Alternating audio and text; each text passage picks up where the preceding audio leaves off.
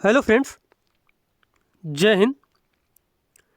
जैसा कि हम लोग आने वाले सीटेट एग्ज़ाम के लिए पेपर 2 के लिए साइंस की सीरीज स्टार्ट किया था हम लोगों ने, जिसमें से हम लोगों ने सबसे पहले संपूर्ण एनसीईआरटी बेस्ड थ्योरी कंप्लीट करना है।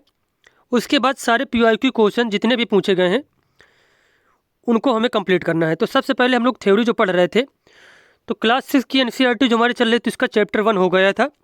तो चैप्टर था हमारा पहला चैप्टर, भोजन वह कहाँ से आता है। और आज हमारा दूसरा चैप्टर है, भोजन के घटक के बारे में पढ़ेंगे।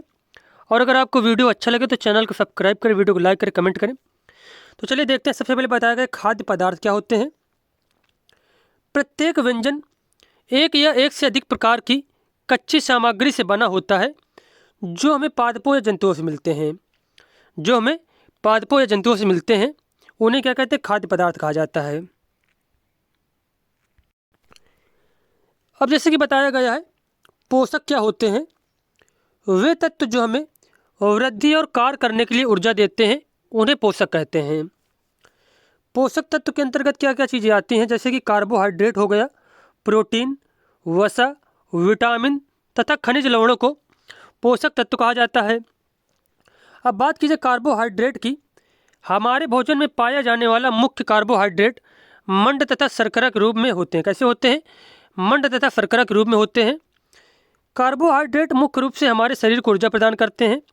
और कार्बोहाइड्रेट के मुख्य स्रोत क्या हैं? जैसे कि चावल हो गया, गेहूँ, आलू, शकरकंदी, मक्का, पपीता। तो ये सारी चीज़ें जो है कार्बोहाइड्रेट के स्रोत होती हैं।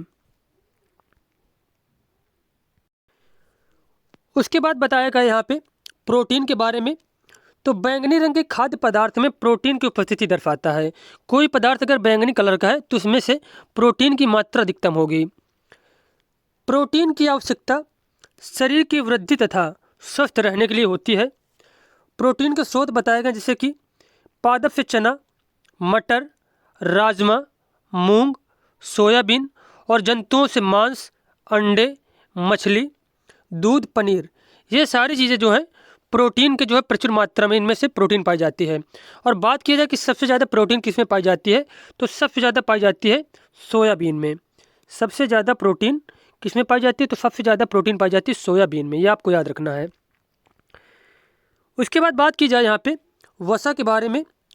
कागज़ पर तेल का धब्बा खाद्य पदार्थ में वसा की उपस्थिति दर्शाता है। जैसे कि कोई चीज़ जो हम लोग लेते हैं, कोई चीज़ अगर हमें खाने के लिए जैसे कागज़ में दे दी जाती है, तो उसमें से जो धब्बा बन जाता है तो किसकी वजह से बनता है? वसा की वजह से। वसा से हमारे शरीर को ऊर्जा मिलती है। और वसा के मुख्य स्रोत कौन कौन से होते हैं? जैसे कि पादपों से हमें मूंगफली जो प्राप्त होती है, तो मूंगफली जो है वसा का स्रोत होती है, प्रोटीन का भी स्रोत होती है। तिल हो गए, गिरी तेल, और जंतुओं से जैसे कि अंडे हो गए, मछली हो गए, मांस, दूध, घी और मक्खन। तो ये सारी चीज़ें वसा की जो है स्रोत होती हैं।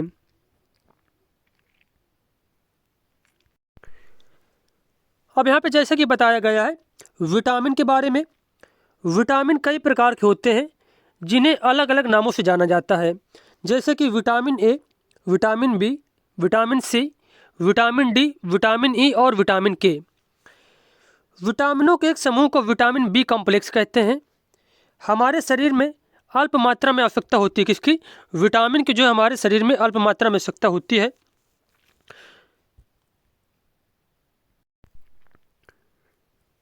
उसके बाद आपको एक बहुत ही महत्वपूर्ण पॉइंट याद रखना है कि वसा में घुलनशील विटामिन कौन कौन से होते हैं। वसा में घुलनशील विटामिन कौन कौन से होते हैं? तो आपको एक कीड़ा या फिर डेका के नाम से याद रखना है। कीड़ा या फिर डेका के नाम से आपको यह याद रखना कि वसा में घुलनशील विटामिन कौन से होते हैं। विटामिन डी, विटामिन ई, विटामिन के, विटामिन ए। तो ये चारों विटामिन जो होते हैं यह वसा में घुलनशील विटामिन होते हैं।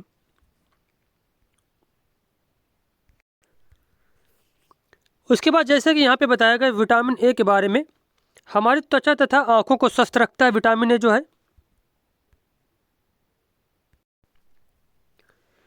उसके बाद यहाँ पे बताया गया है विटामिन सी हमें रोगों से लड़ने में हमारी मदद करता है। विटामिन डी हमारी अस्थियों और दांतों के लिए कैल्शियम का उपयोग करने में हमारे शरीर की सहायता करता है। हमारा शरीर भी सूर्य के प्रकाश की उपस्थिति से विटामिन डी बनाता है। उसके बाद यहाँ पे बात की गई है खनिज लवण की। हमारे शरीर के उचित विकास तथा अच्छे स्वास्थ्य के लिए प्रत्येक खनिज लवण की आवश्यकता है। खनिज लवण के स्रोत क्या होते हैं, जैसे कि आयोडीन अदरक केकड़ा हो गया। फास्फोरस के स्रोत क्या है, दूध केला गेहूँ। लोहे के स्रोत हैं पालक सेब और यकृत। कैल्शियम के स्रोत है दूध अंडा आदि। फिर से एक बार हम लोग देखते हैं, काफ़ी इंपॉर्टेंट है, ये क्वेश्चन पूछा भी गया है। जैसे खनिज लवण के स्रोत कौन कौन सी चीज़ें हैं, आयोडीन अदरक केकड़ा। फास्फोरस के स्रोत हैं दूध केला गेहूँ। लोहे के स्रोत हैं पालक सेब यकृत। कैल्शियम के स्रोत हैं दूध अंडा आदि। उसके बाद बात की जाए रुक्षांश की। हमारे शरीर को आहारी रेशों तथा जल की भी आवश्यकता होती है। आहारी रेशे रुक्षांश के नाम से भी जाने जाते हैं। आहारी रेशों को किन नाम से जाना जाता है, रुक्षांश के नाम से जाना जाता है। रुक्षांश के मुख्य स्रोत होते हैं साबुत खाद्यान्न, जैसे कि दाल आलू ताज़े फल और सब्जियां। साबुत खाद्यान्न और दाल आलू ताज़े फल और सब्जियां, ये किसका स्रोत है, रुक्षांश के मुख्य स्रोत हैं।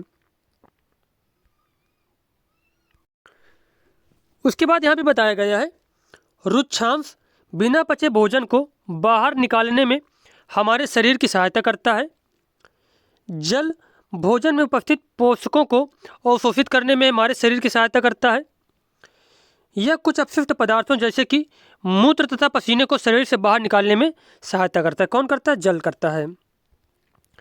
उसके बाद बात कीजिए आहार क्या होता है। सामान्यतः पूरे दिन में जो कुछ भी हम खाते हैं उसे ही आहार कहते हैं। जो कुछ हम क्या खाते हैं, दिन भर में खाते हैं, उसे क्या कहते हैं, आहार कहते हैं। उसके बाद बात की जाए कि संतुलित आहार क्या होता है। हमारे शरीर की वृद्धि और अच्छे स्वास्थ्य को बनाए रखने के लिए हमारे आहार में वे सभी पोषक तत्व उचित मात्रा में होने चाहिए जिनकी हमारे शरीर को आवश्यकता होती है, उन्हें ही संतुलित आहार कहते हैं। जिन पोषकों में मतलब खाने में जो पोषक तत्व उचित मात्रा में होने चाहिए वो उचित मात्रा में है अगर उस खाने में, तो उसे क्या कहेंगे, उसे संतुलित आहार कहा जाता है। जैसे कि दालें, मूंगफली, सोयाबीन, अंकुरित बीज, मूंग व चना, केला, पालक, सत्तू, गुड़, फल और सब्जियां आदि चीज़ें जो है हमारे भोजन में होनी चाहिए।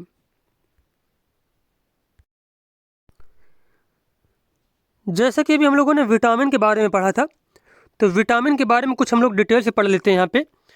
जैसे कि वसा में घुलनशील विटामिन कौन कौन से होते हैं, ए डी ई के, जिसे हमने बताया था डेका या फिर कीड़ा से आपको याद रखना है। और जल में घुलनशील विटामिन कौन से होते हैं, विटामिन बी कॉम्प्लेक्स और सी। अब इन सभी के आपको रासायनिक नाम याद रखने हैं। जैसे कि विटामिन ए को रेटिनॉल कहा जाता है, vitamin D calciferol, vitamin E tocopherol, vitamin के को फिलोक्यूनान के नाम से जानते हैं। वहीं पे बात कीजिए विटामिन बी कॉम्प्लेक्स की, तो इसको हम लोग अलग से पढ़ेंगे यहाँ पे। और विटामिन सी को एस्कार्बिक अम्ल के नाम से जानते हैं, एस्कार्बिक एसिड के नाम से जाना जाता है। अब जैसे कि बताया गया है विटामिन बी1 को थायमिन कहते हैं, विटामिन बी2 को राइबोफ्लोविन, विटामिन बी3 को नियासिन कहा जाता है और विटामिन बी5 को पेंटथोनिक एसिड कहते हैं, पेंटथोनिक एसिड के नाम से जाना जाता है। उसके बाद बात की जाए विटामिन बी6 को पाइरिडॉक्सिन के नाम से जानते हैं, बी7 बायोटिन, बी9 फॉलिक एसिड और बी12 को साइनोकोबालामिन के नाम से जानते हैं। और इसमें कोबाल्ट की उपस्थिति रहती है, कोबाल्ट की इसमें से उपस्थिति प्रेजेंट होती है। इसके बाद आपको ये भी बहुत ही ज़्यादा इंपॉर्टेंट है, विटामिन के द्वारा होने वाली बीमारियाँ। अगर किसी में जो है विटामिन की कमी है तो कौन सी बीमारी होती है। जैसे कि विटामिन ए से नाइट ब्लाइंडनेस, रतौंधी या फिर कीरेटोमाइलेशिया बीमारी होती है। विटामिन डी से बच्चों में रिकेट्स और एडल्ट्स में आइस्टोमाइलेशिया नामक बीमारी हो जाती है। विटामिन ए से प्रजनन क्षमता कम हो जाती है और विटामिन के से रक्त का थक्का नहीं बनेगा। विटामिन बी1 से बेरी बीमारी होती है। विटामिन बी3 से पैलाग्रा नामक रोग होता है। बी9 और बी12 की कमी से एनीमिया हो जाता है और विटामिन सी की कमी से स्कर्वी रोग हो जाता है, विटामिन सी की कमी से स्कर्वी रोग हो जाता है। अब यहाँ पे विटामिन के स्रोत बताए गए हैं। जैसे कि विटामिन ए के स्रोत कौन कौन से हैं, पपीता, गाजर, टमाटर, अंडा, दूध, आम, मछली का तेल, ये सारी चीज़ें विटामिन ए के स्रोत के अंतर्गत आएंगी। उसके बाद बताया गया है कैरोटीन रंजक यकृत में पहुंचकर विटामिन ए में परिवर्तित हो जाता है। उसके बाद विटामिन बी के स्रोत बताए गए गेहूं, चावल, यकृत। विटामिन सी के स्रोत हैं खट्टे रसदार फल, हरी मिर्च, अमरूद। विटामिन डी के स्रोत हैं सूर्य का प्रकाश, दुग्ध, दुग्ध उत्पाद, मछली का तेल और यकृत। और विटामिन के स्रोत हैं पालक और मेथी, पालक और मेथी। अब जैसे कि बताया गया है दूध में कौन कौन से पोषक तत्व पाए जाते हैं, तो इसका आंसर हो जाएगा protein, calcium, vitamin D, phosphorus और कुछ मात्रा में विटामिन ए। दूध में आयरन तथा विटामिन सी नहीं पाया जाता है। मोस्ट इंपॉर्टेंट पॉइंट है कि दूध में आयरन तथा विटामिन सी नहीं पाया जाता है। उसके बाद क्वेश्चन है कौन सा विटामिन शरीर में आयरन या फिर लोहा के अवशोषण में मदद करता है, तो इसका आंसर हो जाएगा विटामिन सी। कौन सा? Vitamin C. कौन सा विटामिन प्रतियाक्षी कारक के तौर पर कार्य करता है, तो vitamin A C E, vitamin A सी ई। उसके बाद एक यहाँ पे मोस्ट इंपॉर्टेंट पॉइंट बताया गया है कि विटामिन सी जो है ऊष्मा की उपस्थिति में नष्ट हो जाता है, ऊष्मा की उपस्थिति में नष्ट हो जाता है।